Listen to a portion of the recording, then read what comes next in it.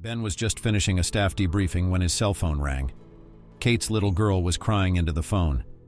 "Daddy, you just don't swear. I burned my hand and burned the new tablecloth. I didn't do it on purpose, it hurts so much now." The man jumped up on his chair, sharply dismissed everyone to their workplaces and rushed home at full speed. On the way he called the nanny, but her phone was unavailable. Ben was angry. "She's going to get the full brunt of it. Why does she get so much money? She doesn't take care of the kid at all." He burst into the mansion like a kite, and his frightened daughter ran out to meet him. Her eyes were crying, and her finger was bandaged. In the kitchen, the windows were wide open, smelling of burning. Ben grabbed the child in his arms, hugged her, and began to calm her. "Kate, my daughter, how did you get hurt? Let's go to the hospital and have the doctor take a look at it. Lori, where have you been? Why isn't your cell phone available? I'll fire you today." The nanny began to make excuses and twists. "Forgive me, Ben, for Christ's sake. I was away for a minute, I promise you. It won't happen again. You don't have to go to the hospital, it's just redness." Kate was more frightened. Who knew she'd decide to make her own pancakes? You know how creative she is. Kate was babbling too. "I didn't mean it, Daddy. I just thought I'd surprise you by making pancakes with jam. I watched the recipe on the internet and made them. But the frying pan got very hot, and I couldn't turn down the gas. I got scared, got burned a little, and I put it on the tablecloth. There was so much smoke. I won't do it again, but don't swear." Ben hugged the child, pressed her against him, and stroked her head. "And I was so scared for you, my daughter. Please don't go near the stove by yourself. When will school vacations end? I think I'll go crazy before then. Run along and draw. I'll talk to Lori." The little girl ran off to her room, and Ben said sternly to the nanny, "Lori, where have you been on this one? Why did I hire you, you ask yourself? Why did I hire you? To keep an eye on the baby, not to go out and do nothing." The woman begged again. "Don't fire me, please. This is the last time." You see, Kate was watching cartoons, and I just got a call from a manicurist, and I was only gone for an hour. I'm sorry. It won't happen again." Ben said sternly, "I'm installing a camera in the house today, and don't you ever leave the house or use the phone again. I'll kick you out without pay. I can't stand it anymore. And I'll charge you for the incident today, okay? I'll get a driver to take you and Kate to the hospital just in case and have her checked out. And don't let the baby out of your sight." The man kissed his daughter and told her, "I'm going to work, and you stay with Lori, and no more amateur sleuthing, okay? I'm gonna order us a cheese pizza for dinner, okay? You're my most precious possession, okay? And I'm really worried about you." Kate hugged her father and nodded. "Okay, Daddy, I'll be waiting for you. Come back soon." Her warm little hands were tender, and everything inside Ben turned over, and he thawed, stopped being angry. And on the way to work, he began to go over his whole life in his memory. Ben quickly got back on his feet after university. You could say he was lucky to have made a good investment. His business was small but solid. He sold auto parts in the regions. He had a main office and 2 branches, and he made a little bit of money. At first, work took up almost all of his time, and there was no time left for a personal life. A fleeting romance and nothing more. But one day, as a 30-year-old man, Ben fell in love, so much so that he decided to marry his Natalie almost immediately. This tall, long-legged beauty looked like she had stepped off the cover of a glossy magazine. She got a job with him as a secretary, but managed to become his legal wife and general manager within a year. And what hot nights they had, how she knew how to please him, whispering such ardent words of love. Ben was over the moon with happiness, and did not listen to the gossip of the employees, who all judged that Natalie was a profustress, and contacted him only for the sake of money, and he will cry with her. The wedding was celebrated with glamour, and began to live in the mansion of a businessman. At first everything was fine, but the years went by and children in their family and did not appear. Natalie was not saddened by this fact. She enjoyed a happy and prosperous life and did not want to wash diapers. But Ben was very worried about it. He wanted so much to become a daddy, to hear the stomping of little feet in the house, to buy toys. It was he who insisted on a comprehensive examination. He wanted to know why Natalie could not get pregnant, but the doctor's verdict killed him. He was the problem.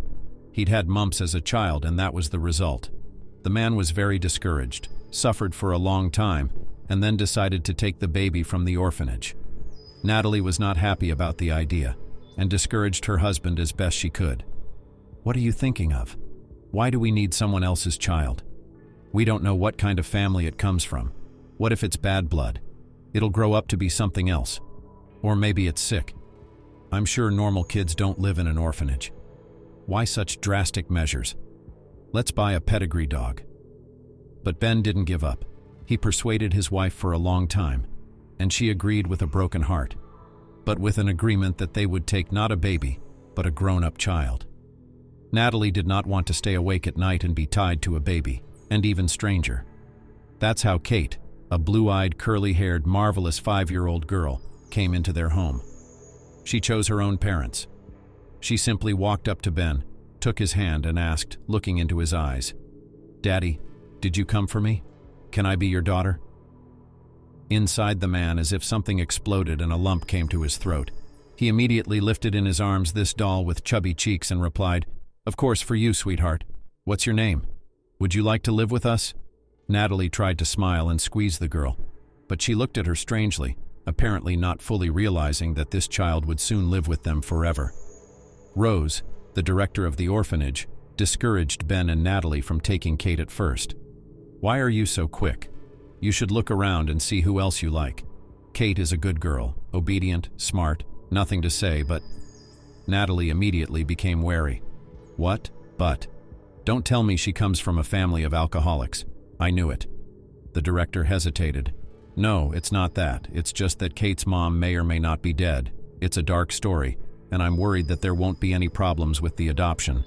Natalie looked at her husband pleadingly. "Ben, let's look at other children. Why do we need this problem child?" But the man stubbornly shook his head. "No, we're adopting Kate. I decided so, and that's it. She chose us. She reached out to us. I cannot betray her, and already promised that I will take her." "How can you not love such a cute little thing with big eyes? I'm already crazy about her. She will grow up to be the most beautiful and the happiest. I'll do anything for that." Natalie pressed her lips together and said nothing, but Ben was not unaware of the unpleasant squint in her eyes. He knew that look. It meant that his wife didn't approve of his choice. But the man sincerely believed that Natalie would eventually grow to love Kate and become a real mom to her. But, unfortunately, that never happened. Natalie never got along with the girl. She tried to teach her, instruct her, reprimand her. And when the little girl was cranky or crying, the woman would wriggle and angrily reprimand her. "Stop whining, you're not a little girl. Ben has spoiled you. Why are you always clinging to me?" "Clinging to me? Come and play. You've got a room full of toys." Kate answered her in the same way, crying even more and shouting, "You're mean. You don't love me. And Daddy is kind. He's the best." The little girl flattered Ben, stretched like a stalk to the sun. She hugged him so sincerely, whispering, "Daddy's here, my darling. I've been waiting for you. Look what I drew for you."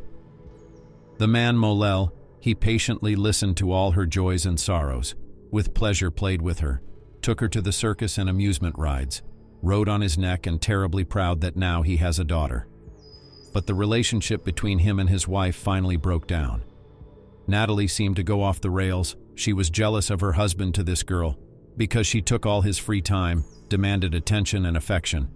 But everything had been different before, and only she, Natalie, gave jewelry, and only she whispered tender words. So the woman either tried not to notice the girl, or frankly argued with her. Unfortunately, the maternal instinct had not awakened in her. That's when Natalie had a lover. She changed so much, began to disappear in the evenings, came happy and satisfied, and lied that she was then at an acquaintance, then at an old friend. She was unbearably bored and uninterested now in her own house. She was tired and annoyed by the girl, and Ben no longer seemed a prince to her. He was always talking about Kate. Now they went for a walk, only the three of them. Even when they lay with her husband on the couch and watched a movie, Kate immediately climbed under her father's side, which really pissed off the woman. The couple drifted apart. Ben was absorbed in his work and Kate, and kept trying to talk some sense into Natalie, but she, on the contrary, appeared at home less and less often, finding more and more reasons to go away. In the end, his wife packed a suitcase and left for her lover. She left a note on the refrigerator. "I can't go on like this, Ben. I deserve better. I'll file for divorce myself." Ben felt their breakup hard. Because he loved Natalie so much, He believed that everything would work out. Her betrayal shattered the man, and if it hadn't been for his daughter, there's no telling how it would have ended. But his love for Kate gave him the strength to live on. He had no right to give up and go down, and began to live only for the sake of his daughter, finally disbelieving in love and put a cross on his personal life. The little girl was only a little sad after Natalie's departure, but quickly came to her senses. She still loved and idolized her father. 2 years passed imperceptibly. Daughter is already 8, goes to the 2nd grade, and he was still alone. Many women looked at Ben, and even took the initiative, wanting to get acquainted and get closer, but he canceled all attempts at the root. The man didn't want Kate to be hurt by anyone again. He remembered too well the disgruntled face of his former wife and her intrigues towards the girl. But he had no luck with nannies, they didn't fit in their family. And this last one, Lori, had gotten so brazen that she'd driven Ben crazy with her negligence. She had to leave her daughter alone and go to get her nails done. It was good that the vacation would be over in a couple of days, and Kate would go back to school. Still, he often looked through new candidates, hoping to find a responsible and kind nanny, with whom Kate would be good. Recently, a young girl had applied for a job at his firm. The vacancy is not a lousy one, a cleaner, and the salary is small. There were not many willing. And this sad, sweet young lady literally begged him to take the job. "Please, take me. I need a job very badly. I'm ready to wash without squatting. My situation is desperate. I am pregnant. But it so happened that I am alone. There is no one to help me." The deputy grinned. "Why do we need it? You will only last 6 months, and then go on maternity leave, and we will have to pay you. There are more troubles than benefits. Personally, I'm against it." The girl looked hopefully at Ben, tears in her beautiful sad eyes, and he trembled. "Okay, I'll take you. But don't be lazy, don't work hard, don't skip school. Give me your papers, Pam. Let's get organized." The deputy mumbled, "Your kindness will get us all killed. All right, we'll see what kind of valuable employee. I know those pregnant women." Pam was so happy, began to thank the director and promised to work hard. A couple months went by. The new cleaner really did her best, and there were no complaints, although she was disliked by the staff. The office ladies looked down on the poor cleaner, an orphan herself, living in a ruined room with no repairs, old things, and she had a child from whom I don't know who. She had no husband. They called her Sunflower because of her red hair color and pigtails and laughed behind her back. Pam, of course, felt dislike, but she tolerated it. She had no choice. She hardly socialized with anyone and answered questions extremely reluctantly. One day, Ben, on his day off, decided to take a walk with his daughter. They were walking in the park, basking under the last rays of sunshine. It was warm autumn. All the trees were sprinkled with colorful red-orange leaves. Kate was running, having fun and feeding the pigeons. The girl collected leaves and made a very beautiful multicolored bouquet, and then took out of her backpack ribbon and tied it with such an intricate knot. Even her father was surprised. "Daughter, what a beauty. Where did you learn to knit such knots? I've never seen such a knot anywhere. Did they teach you that at school?" Kate shook her head negatively. "No, not at school. It's a secret." The girl looked around and suddenly saw a young pregnant girl nearby. Her belly was small but already visible through a thin blouse. She took the bouquet and ran up to her. "Take it, it's for you. Just like that, for the mood. You look so sad." Ben looked up and it was the sad cleaning lady, Pam. He waved to her as a greeting. Pam was very happy to see him, and she liked the bouquet. She thanked the girl. "Ah, what a beauty. Thank you, baby. What is the name of such a nice girl?" The little girl shone. She liked to communicate. "My name is Kate. What's your name?" The woman wanted to answer, as the knot on the bouquet caught her eye and suddenly recoiled and turned pale. Ben was even afraid for her. "Pam, what's the matter with you? Are you sick? Your face is completely gone. Should I call an ambulance?" The woman shook her head, regained her composure, and jumped up from the bench. No, I'm fine. No need for an ambulance. Excuse me, I have to go. Can I take the bouquet? I'll go." And she ran down the alley without looking back. Ben couldn't understand her strange reaction. It wasn't for nothing that they said she was strange. He and his daughter also went home and almost forgot about this story. But a few days later, there was a knock on his office door. "Excuse me, may I come in?" Ben was surprised to see Pam. The employee sat down on the edge of the chair and timidly began, Sorry to bother you, but your daughter's bouquet has been bothering me for the third day, and I've stopped sleeping. Tell me, who taught her to tie such a knot?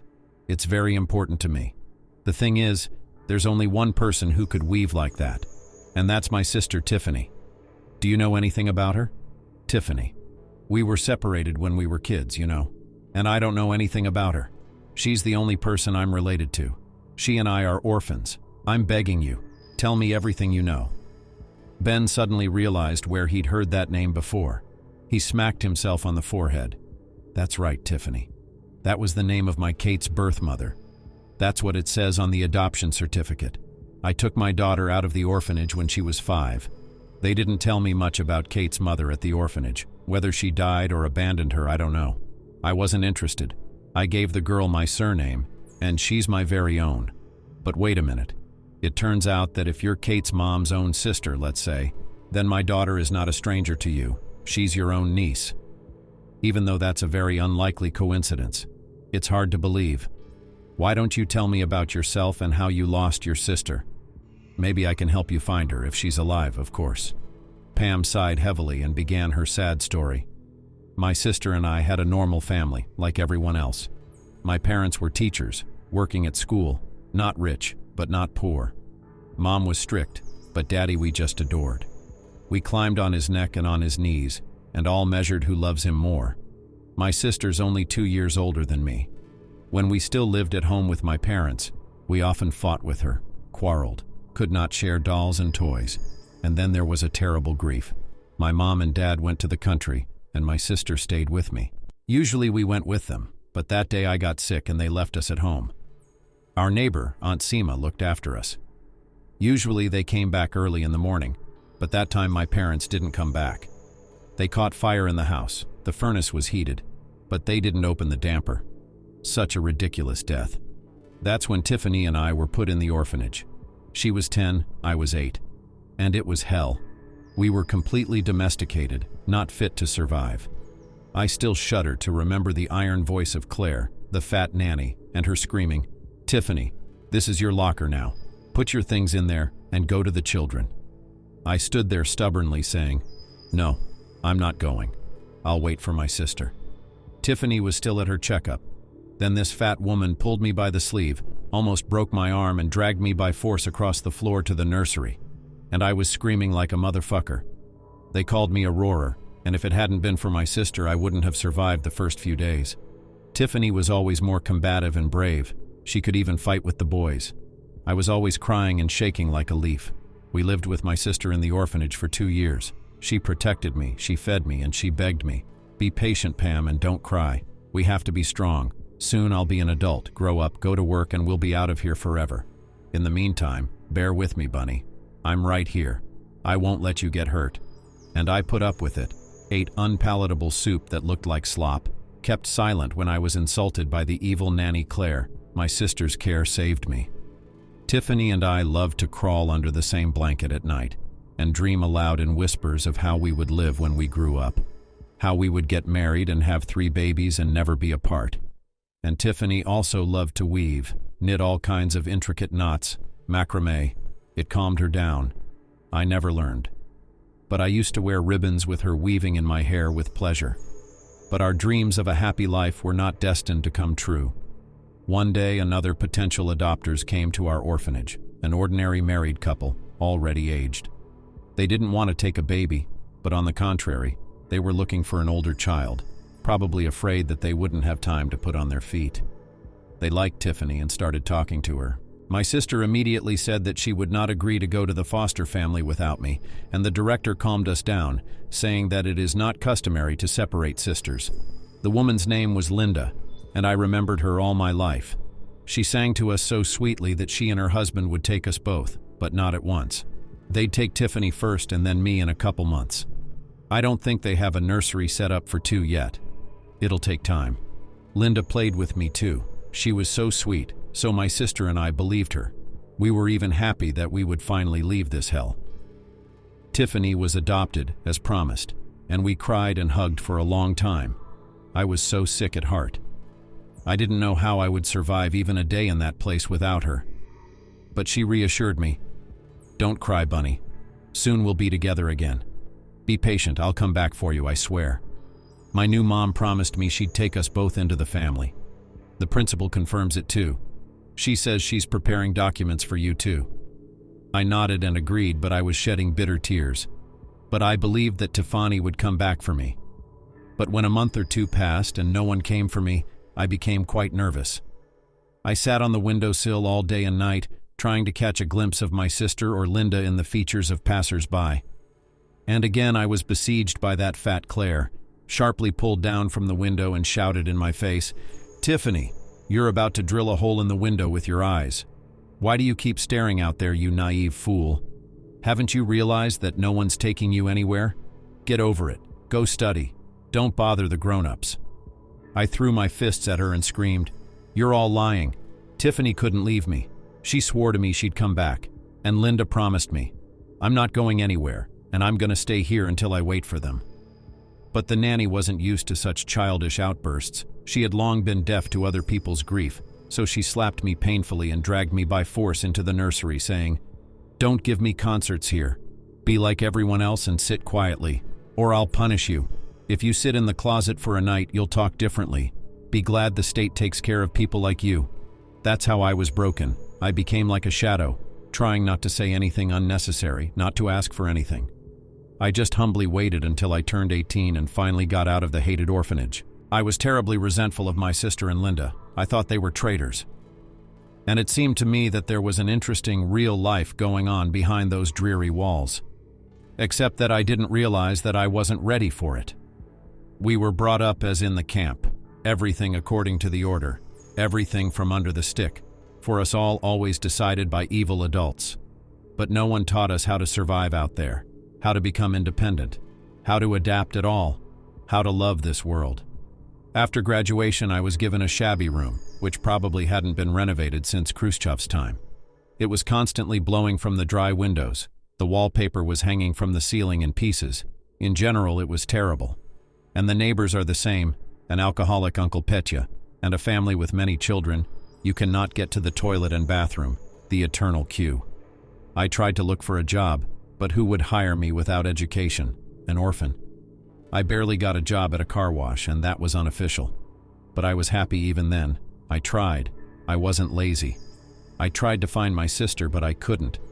The orphanage wouldn't give me any contacts no matter how much I begged. I went to my parents' apartment where my sister and I lived as children, but another family has been living there for a long time. I don't know who sold it and how, and 3 days ago, when I saw that bundle, I almost fainted. I immediately remembered Tiffany. I cried at home for a long time. So I thought I'd come here to ask you directly. I hope I can find my sister. It's so bad to live alone. Ben shook his head. He felt sorry for Pam, and he decided to ask her about the most important thing. "I'm sorry to pry into your business, but you're in a situation. And where is the father of the child?" The girl immediately turned pale. Her hands shook, and tears came to her eyes again. "He's a bastard, that's who.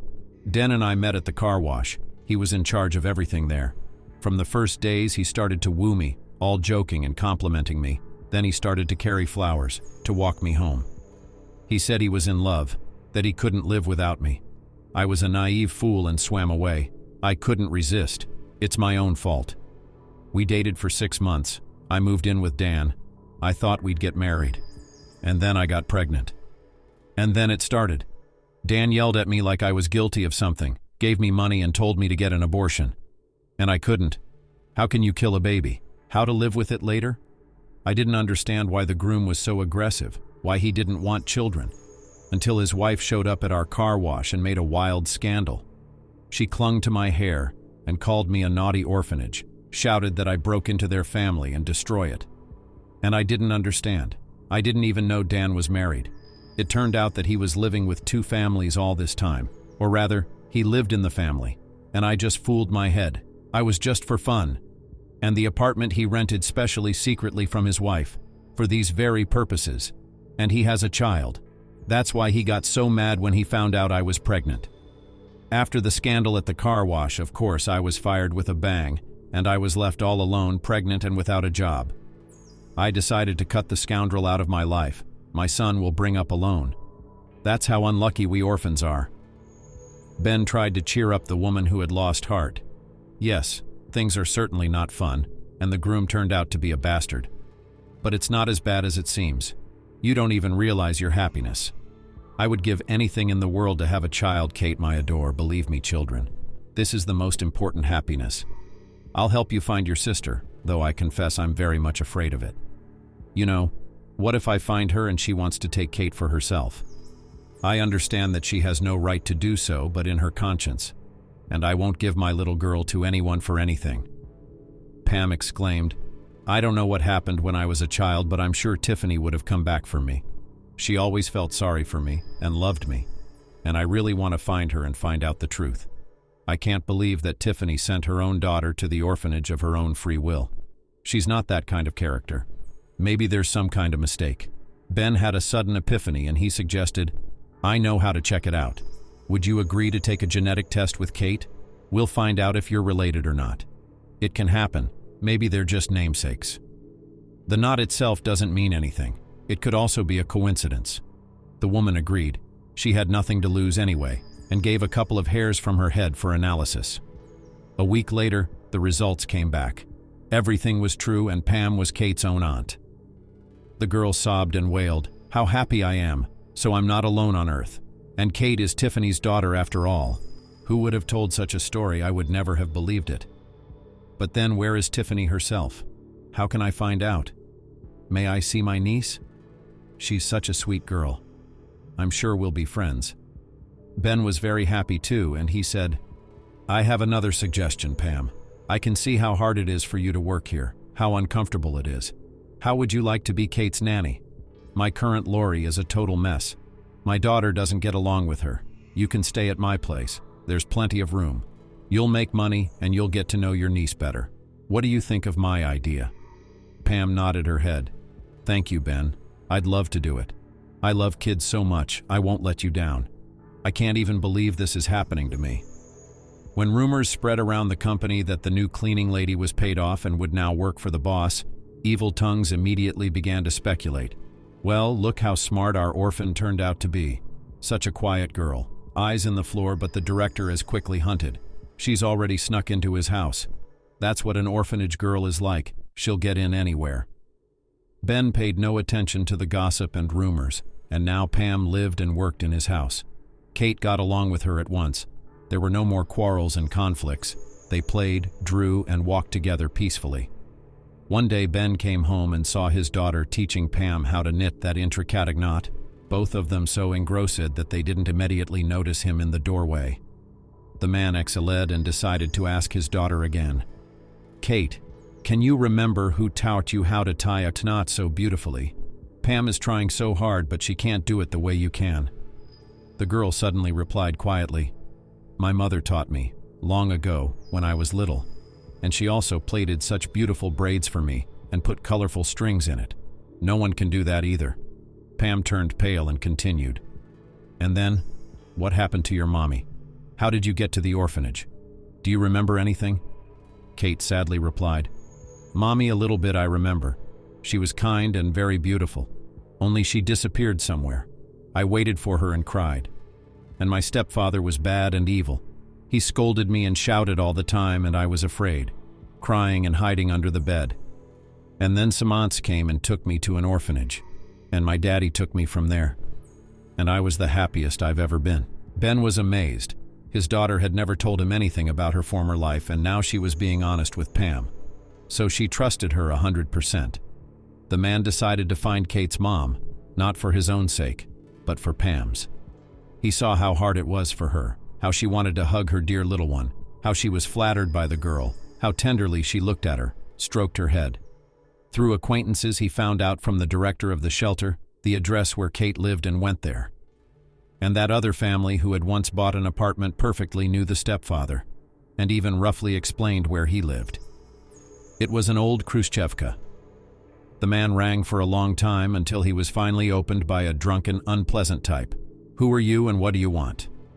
Ben tried to be civilized at first. "Good afternoon. You used to live with Tiffany and Kate's daughter. I need to know where she disappeared to and why the girl was taken to an orphanage."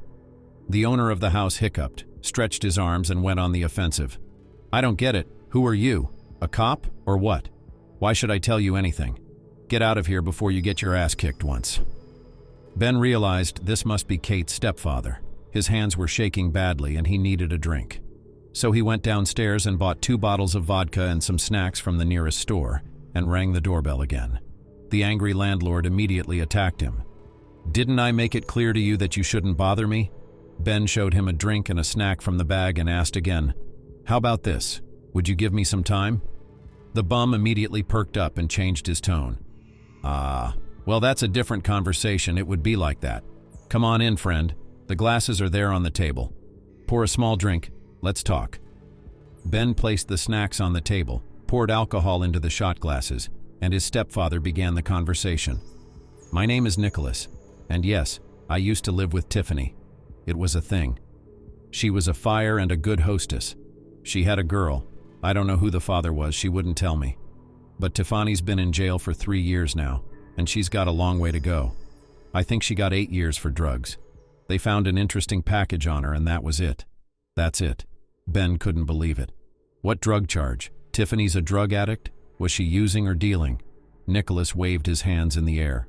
No, I wouldn't even mess with a girl like that despite her appetizing shape. There was some kind of dark story.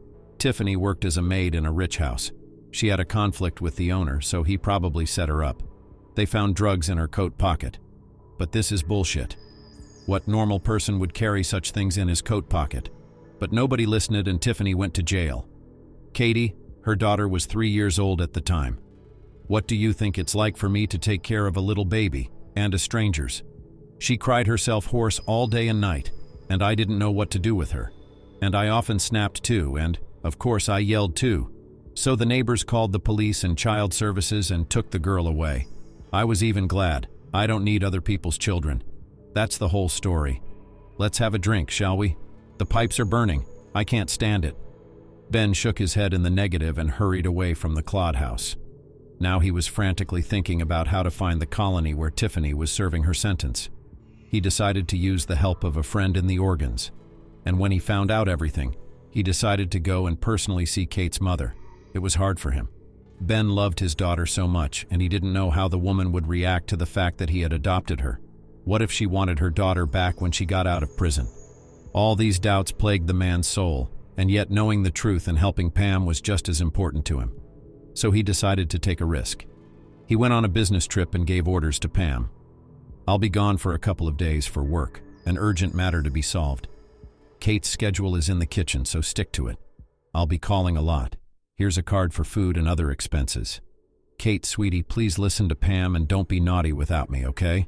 I'll be back soon, and I'll bring you some presents. All right, kitten, let me give you a kiss." All the way Ben was worried and nervous, and kept imagining his future meeting with Tiffany. I wondered if Kate looked like her. What to say to her? Where to start? How would she act? And he also wondered if Pam would be able to manage at home without him. After all, she's pregnant herself, and she's got a little schoolgirl to take care of all day long. And he'd never left Kate for so long, so he was worried. But the warden gave him a shocker. Tiffany had died a month ago of pneumonia in the prison hospital. Ben was very sad and asked the warden, "Do you think Tiffany was really selling drugs? Was she rightfully imprisoned?" The stern, elderly man replied, "It's hard to say. They all say they are innocent and were framed, all of them.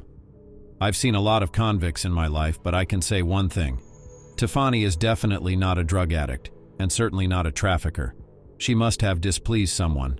Unfortunately, it happens. It was hard for her. She was quiet. She was always crying in the corners. She was often beaten up by local women. She was in hospital a couple of times, often sick. She was withering away. She turned into an old woman in 3 years. So the poor thing died. So I can't help you. I'm sorry. If you want, you can take her personal belongings, but there's nothing in there. Just a purse, a notebook, no money or valuables." Ben nodded his head. "Yes, I'll take it. I think her sister would like it. It's a part of Tiffany, her past." On the way home on the train, Ben thought for a long time whether to tell Pam the terrible truth that her sister was gone. After all, she was pregnant. She'd cry, she'd worry. But on the other hand, she'd been waiting for the news, hoping to see Tiffany, and she'd been tortured by it too.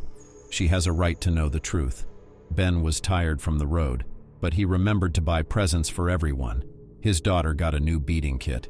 She was happy to make bracelets and give them to everyone. And Pam got some pretty pearl beads, just for fun, because she wanted to please the woman. He walked quietly into the house, smelling delicious baked goods. He went into the kitchen.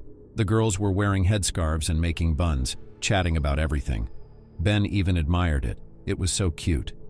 Pam was flushed, her unruly curls flicking out, and her eyes, for the first time, were not sad but had happy lights in them.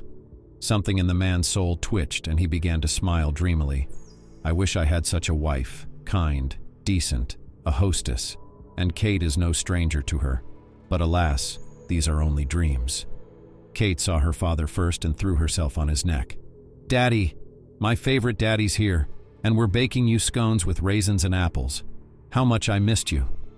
She wrapped her warm arms around his neck and pressed herself against him, and Ben was overcome with happiness. It was his favorite daughter, only his. He didn't dare to tell the girl the truth about her mother's death. She didn't need it now, she was too young. But late in the evening, when Kate was sound asleep, he called Pam into the kitchen and handed her a package with the words, Pam, I wasn't on a business trip. I went to the prison and wanted to see Tiffany and find out everything. Here, these are her personal belongings. I took them for you as a souvenir. These are her clothes and her purse. I don't know what's in there. I haven't opened it. Pam jumped up in her chair, her eyes moistened, and she asked it hopefully. Well, please don't torture me. What about Tiffany? Have you seen her? How is she? Why were her things given away? What about her? When they let her out, what will she wear to go home? I don't understand. Ben took in more air and said quietly, She won't need her things anymore. Tiffany's gone. She died of pneumonia. I'm sorry to be so blunt. I'm not good with words. Pam blinked a lot, as if digesting what she had heard, and then began to sob. She was really hysterical. She wailed, Tiffany, sis, how could it be? I've dreamed of finding you for so many years. I've never been closer to finding you, and you're gone. What about Kate? She'll never see her mommy again, poor girl. And what about me? I've been like this since I was a kid. Nobody wants me. Ben was frightened. He was confused and didn't know how to calm her down. He offered her a drink of water, but it was as if Tiffany didn't hear him at all. Suddenly she clutched her stomach and, writhing in pain, began to lose consciousness and fell to the floor. The man immediately called an ambulance, carried Pam to the bed and waved a towel at her. He didn't know how to help her. And when a pool of blood spilled under her, he almost lost consciousness himself. He scolded himself with the last words. Fool, cretin. Why did I tell her about my sister? What if Pam loses the baby? I'll never forgive myself, will I? Where the hell is that damn ambulance crew? What's taking so long? Finally, the paramedics arrived and immediately took Pam to the hospital. Ben urgently called Lori's nanny, promised to pay her double to look after Kate, and went to the maternity ward himself, in case any help was needed. He stormed the emergency room and demanded to know what was wrong with Pam. He was offering money or medicine if he needed it. It was like he'd lost his mind. Ben didn't expect himself to be so worried. He suddenly realized that he cared about Pam, not only as a person, but as a woman. He liked her. He was attracted to her. He realized this was crazy. He knew her for a week. She was carrying someone else's baby, and it seemed like nothing could happen between them. But when he saw her big, sad eyes and soft, affectionate smile, he immediately forgot all this. He wanted to hug her, to comfort her, to love her, to be near her, to protect her from troubles. In the morning, the doctor came to him at last and gave him good news. Lucky you, Daddy. Your wife almost lost the baby. Everything literally hung by a thread. Such a strong bleeding opened. We barely managed to stop it. It was a miracle. We never thought it would happen. Now everything is stabilized. We are keeping the pregnancy. But Pam will have to stay with us for another 3 weeks probably. She needs to be monitored and treated. And no stress, please. Just positive emotions. Ben wanted to object that he was not her husband, but for some reason he kept silent. Moreover, he was pleased to be recognized as the child's father. The man shook the doctor's hand. Thank you for saving the mother and child from the bottom of my heart. When can I visit Pam? What can I bring? Maybe some medicine. I'll buy it right away. Just say the word. I'll write you a list. The nurse will bring it to you right away. Come back tomorrow during office hours. Now go home. They won't let you see her anyway. Don't worry, you're not looking so worried. The crisis has passed. Now I hope everything will be normalized. The next day, Ben came to visit Pam after work, bought a whole bag of goodies, fruit, and a bunch of flowers to cheer her up. He timidly entered the room. Pam was lying under a blanket, white as a sheet, just kidding, having lost so much blood. She saw Ben and smiled faintly, waved her free hand at him. The other was under the IV. Hello, Ben. Thanks for coming to see me. I'm sorry I scared you so much. Oh, what pretty flowers. Are those for me? Ben smiled and said, Hi, Pam. Stop yelling at me. We know each other better than that, and I'm not that old. I was mistaken for your husband yesterday and I didn't mind. I feel good about it. Yes, you scared me. I'm still cursing myself for telling you. You'd think you'd know you were pregnant and shouldn't be nervous. Tears came to Pam's eyes again and dripped onto the pillow. Yes, I was very sad that Tiffany died and I'll never see my little sister again. When my son is born, how will I lift him alone? I can't imagine. Ben shyly took her hand and said softly, Don't say that, and don't cry anymore, you can't. Do you hear me? Just think about the baby and take care of yourself. I'm going to feed you now. I bought pizza, it's still hot. Come on, open your mouth. You need to eat, you look pale. And then we'll have tea. Pam's eyes lit up. She ate with gusto and thanked the man. It's delicious. Thank you, Ben, for the flowers and the care. I'd be lost without you, you bum. I'm a pain in the ass for you. It's embarrassing. I've fallen on your head. The man resolutely replied, I wish I had never heard that word again. You're not a stranger to me. You're Kate's own aunt, first of all, and I like you a lot, secondly. Woo, I said it. I feel so much better. And 3, I'm always going to be there for you now. Okay? Kate and I will be here tomorrow, so you wait for us and get better. Pam couldn't believe her happiness and said quietly, I'll be waiting for you. I've never met a man like you. I've lost faith in men. And after the betrayal of my fiancé, in men too. You're the kindest, the most reliable, and I like you very much. But you realize we can't be together. Why would you have a child with another man? Ben replied evasively. Pam, don't think bad thoughts, please. Just know that you're not alone. We'll be there tomorrow with Kate. After the man left, a nurse came into her room to remove her IV and said, Lucky you and your husband. All night long, all here on the ears. You can see that he loves you, cares. You don't see that very often nowadays. Pam blushed, but she was so pleased that Ben cared about her. So he really cared, didn't he? She thought sadly, I've met the man of my dreams once in my life, and it's not meant to be together. From that day on, Ben and Kate visited Pam. The girl gave her drawings and her favorite bracelets for good luck and kept asking how the baby was. How is she feeling? The young people became very close during this time. They talked a lot, and both were attracted to each other. They were very easy together, calm, they didn't even want to part. Ben put away the bag with Tiffany's things so that Pam would not get upset and tried to distract her from bad thoughts, surrounded her with care and attention. But he himself did not stop his investigation. He really wanted to know the truth. Who and why framed Tiffany? Well, what could be so much guilty of an ordinary maid to hang such a term on her? This mystery did not give the man any rest. He wanted to get to the bottom of it.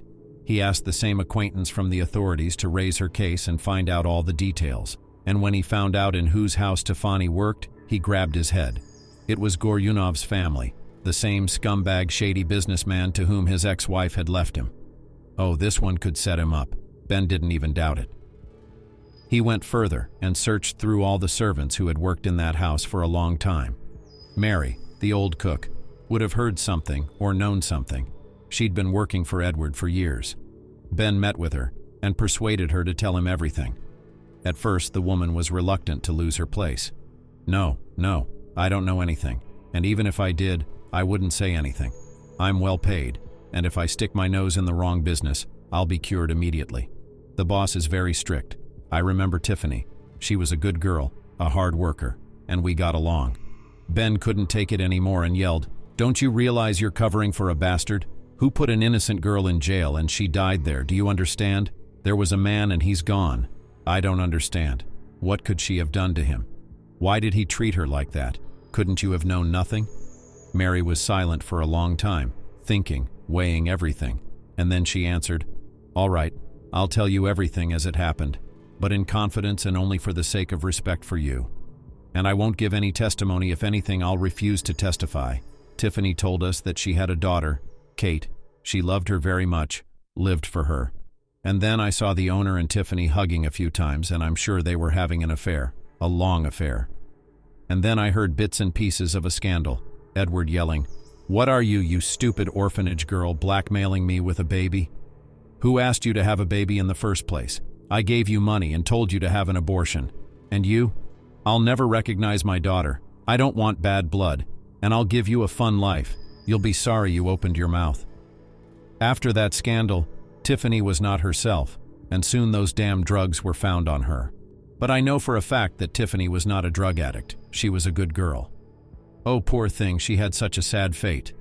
May she rest in peace." Ben was indignant. "What kind of a bastard is that? He didn't recognize his own child and put his mother in jail. And he stole my wife from me. How can the earth bear such bastards? And I can't charge him with anything. There's no evidence. And the cook will deny everything. Will he really stay free and get away with all his dirty deeds? It's not fair. So that's Kate's father. I will never tell her anything. My daughter, my dearest and most beloved daughter, and it will always be so." As time went on, Pam carried the baby to term and gave birth to a big boy, a glorious pink-cheeked, throaty little boy, 4 pounds and a half. Ben's preparations for the discharge were meticulous.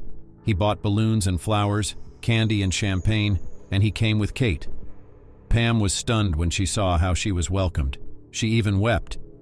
And when Ben took the baby in his arms and gently said, "Well, hello, my good man. What are we going to name you? Wow, what a serious little man we have here. And who's that frowning at Daddy? Who's got the pouty lips?" Kate's right on board with that. "Hooray, I have a brother now. Why don't we call him Tim? I love that name." Pam was shocked and confused for a moment. "What did you say? My? Daddy? Did I mishear you?" Ben held out the ring box to her.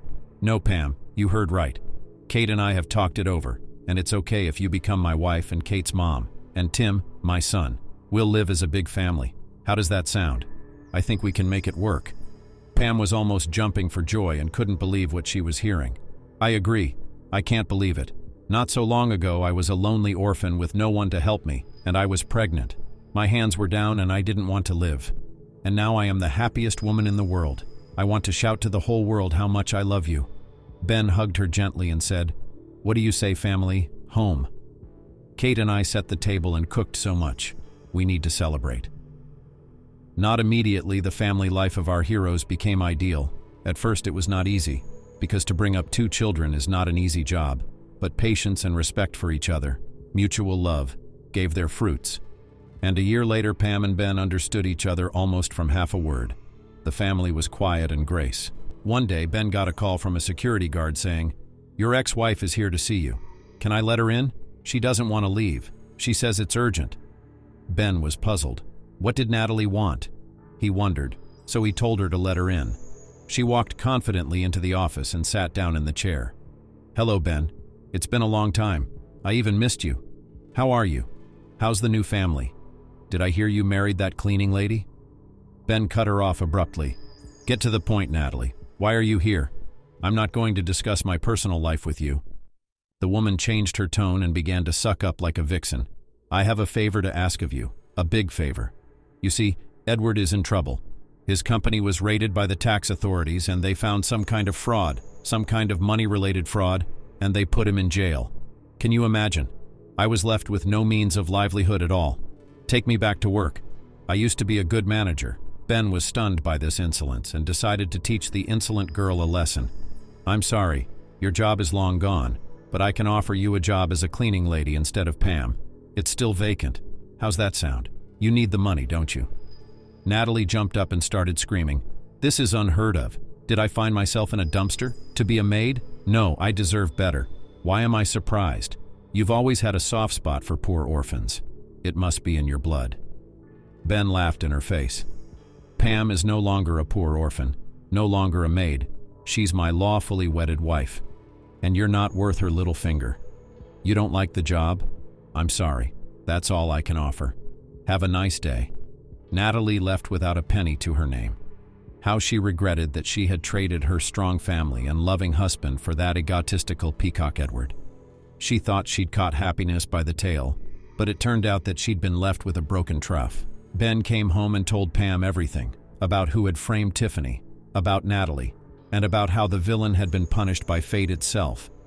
I don't feel sorry for Edward, and I don't feel sorry for Natalie either. They all deserved it. They've done so much damage to people and maimed so many lives. How much does it hurt to be betrayed? Edward's going to see what prison life is like. Serves them right. I'm so glad I have you, Pam. I love you more than life, and I love our children too. He kissed his wife tenderly and she pressed herself against him, both of them realizing that fate had brought them together, because their hearts beat in unison and their souls were in tune, and that's the most important thing, hand in hand, through life.